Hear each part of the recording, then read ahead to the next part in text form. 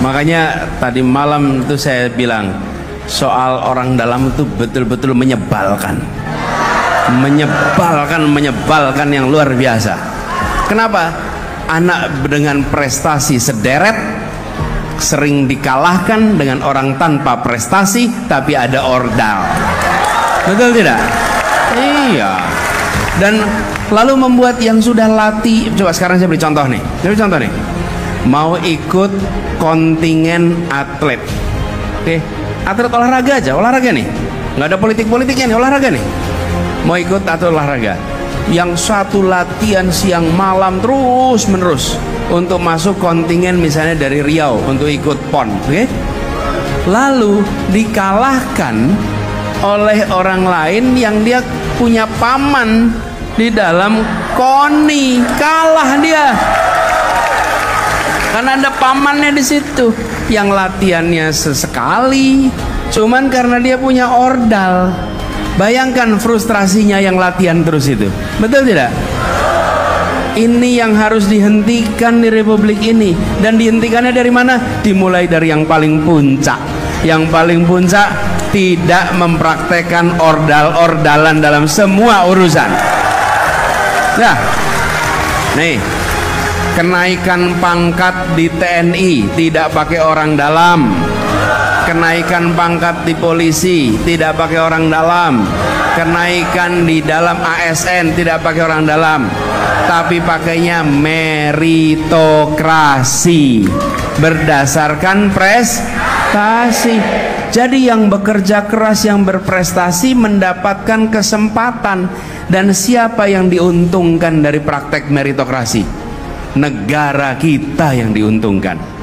Kenapa? Karena kita akan mendapatkan orang-orang yang terbaik di tempat-tempat yang strategis. Betul tidak? Nih, kalau sekarang perusahaan-perusahaan melakukan rekrutmen dengan prinsip kompetisi yang fair, yang untung siapa? Perusahaannya. Dia nanti akan merekrut orang-orang yang berprestasi. Tapi kalau perusahaannya membiarkan pakai ordal, yang di dalam siapa jadinya? Iya, yang pokoknya punya kenalan, punya kerabat, betul tidak? Betul, Pak. Jadi Tika, salah satu komitmen kami adalah kita ingin mengembalikan dan menjadikan meritokrasi sebagai prinsip yang paling dasar untuk Indonesia maju, untuk Indonesia berkembang. Tapi itu tidak bisa dimulai dari bawah, itu harus dimulainya dari atas. Kalau yang dari atas tidak mempraktekkan, maka yang di bawah juga tidak akan mempraktekkan. Ini saya ceritakan kemarin. Tadi malam saya bilang, keluhan dari guru-guru ketemu saya 2 mingguan yang lalu.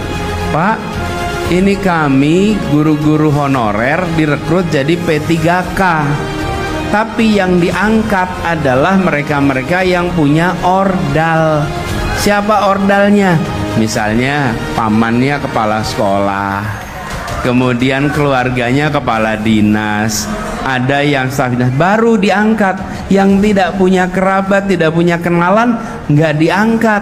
Dan ketika diprotes, mereka menjawab, wong yang di Jakarta aja pakai ordal, kenapa kita nggak boleh pakai ordal, kata dia. Betul tidak? Karena itulah saya sampaikan, yang merusak sendi kehidupan bernegara adalah praktek-praktek orang dalam seperti ini. Itu tidak boleh diteruskan dan tidak boleh dibiarkan. Komitmen kita akan berantas praktek orang dalam. Kita akan kembalikan prinsip meritokrasi, gitu ya.